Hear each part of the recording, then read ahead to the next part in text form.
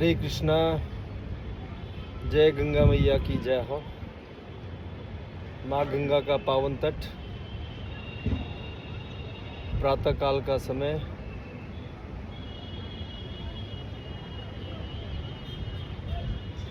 आजकल हर व्यक्ति अपने स्वास्थ्य के प्रति जागरूक है और ये बहुत अच्छी बात है। और जागरूकता होने के साथ साथ में हमें ये भी ध्यान रखना चाहिए कि हमें क्या हमारे शरीर के लिए फ़ायदेमंद है और क्या हमारे शरीर के लिए फ़ायदेमंद नहीं है। तो इसी को मद्देनज़र रखते हुए मैं आज आपको कुछ साधारण सी दो तीन चीज़ें कुछ बताने जा रहा हूँ, जिसमें सर्वप्रथम है प्रातःकाल उठ कर के कम से कम आप 3 से 5 किलोमीटर की सैर कीजिए। संभव हो तो अगर जंगल का रास्ता हो तो बहुत अच्छा है, लेकिन साथ में ध्यान रखिए कि जब भी आप मॉर्निंग की सैर करने के लिए जाते हैं तो उस समय आप जो है अधिकतर मौन रहिए, ज़्यादा बात मत कीजिए और कोशिश कीजिए कि नाक से सांस लें, मुंह खोल के। और मुंह से सांस अगर आप लेते हैं तो जल्दी थकान होती है और हमारी एनर्जी का जो लेवल है वो भी डाउन होता है। 3 से 5 किलोमीटर अपने शरीर की क्षमता के अनुसार, अगर आपको थकान लगती है या आप नहीं चल सकते हैं ज़्यादा, तो बीच बीच में थोड़ा थोड़ा 2-3 मिनट का आप रेस्ट लीजिए, फिर आप चलिए। तो एटलीस्ट कम से कम 3 किलोमीटर का वॉक तो आपको करना ही पड़ेगा और करना भी चाहिए अगर आपको स्वस्थ रहना है। अगर आपको आजकल की जो ये दवाइयों से या आजकल की जो बीमारियां जो चल रही है, अगर इन सब से अगर आपको बचना है तो इन सब से आपको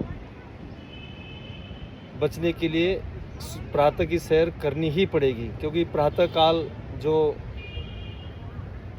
भगवान हमें हवा प्रदान करते हैं वो स्वच्छ रहती है और मन को एक नई ऊर्जा प्रदान करती है। शरीर हमारा चार्ज हो जाता है पूरा, जैसे हमारी मोबाइल की बैटरी चार्ज होती है उसी प्रकार से शरीर भी चार्ज हो जाता है। साथ में कुछ एक्सरसाइज कीजिए, कुछ योगा कीजिए, हो सके तो सूर्य नमस्कार कीजिए। अगर नहीं हो सकता है तो कुछ ना कुछ हाथ पैर हिलाइए।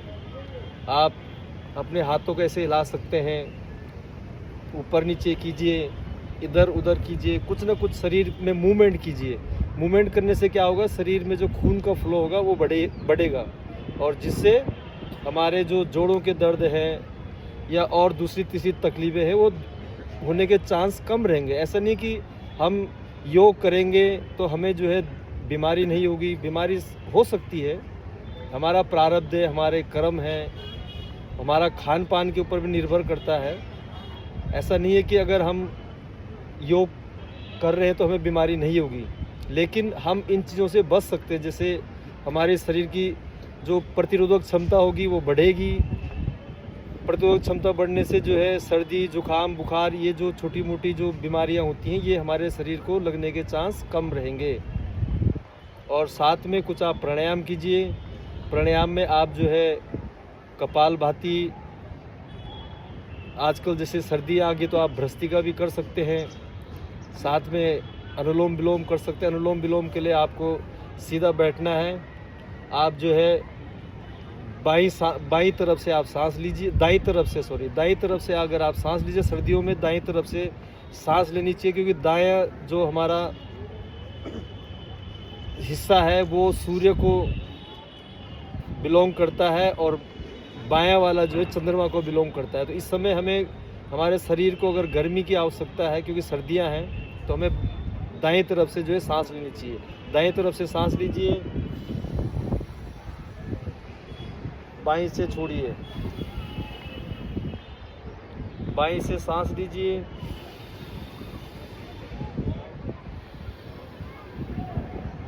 दाएं से छोड़िए।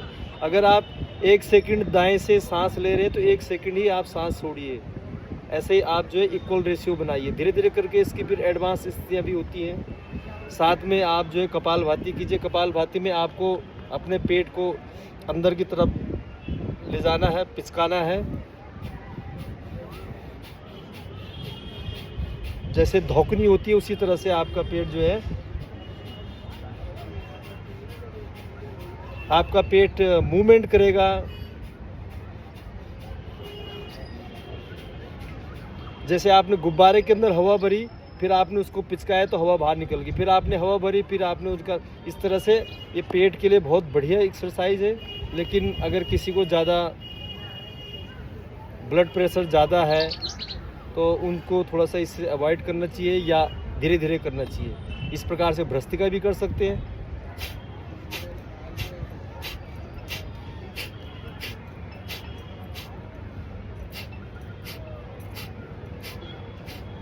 इस प्रकार से आप जो है भ्रस्त्रिका प्राणायाम भी कर सकते हैं। तो कुछ ना कुछ आप एक्टिविटी कीजिए। एक्टिविटी करने से क्या होगा, शरीर में जो है खून का दौर बढ़ेगा। जो जोड़ों के दर्द होंगे, जो और तरह की परेशानी होंगी, जब शरीर में हर अंग को पूरी तरह से उस पर खून का फ्लो अच्छा रहेगा, खून का संचार अच्छा रहेगा, तो हमारे शरीर में बीमारियां होने के चांस कम रहेंगे। इसलिए प्रयास कीजिए कि प्रतिदिन सैर कीजिए, प्रतिदिन योग कीजिए, प्रतिदिन प्राणायाम कीजिए, शाकाहारी भोजन लीजिए, सात्विक भोजन लीजिए, भगवान को भोग लगा करके फिर भोजन जो भी आप बनाते हैं उसको भगवान को भोग लगा करके, जो भी का मतलब सात्विक भोजन, भगवान को भोग लगाइए। फिर भगवान का जो भोग है उस प्रसाद को आप जो है ग्रहण कीजिए, तो निश्चित ही जीवन में आनंद आएगा और आपका जीवन आनंद में होगा, प्रसन्न में होगा, निरोग में होगा, स्वस्थ होगा। इसी के साथ में आज गोवर्धन पूजा अन्नकूट महोत्सव है, उसकी आप सबको हार्दिक शुभकामनाएं, हार्दिक बधाई। आपका जीवन स्वस्थ रहे, आप आनंद में रहें, आप मस्ती में रहें। इसी के साथ में आप सबका धन्यवाद। हरे कृष्णा।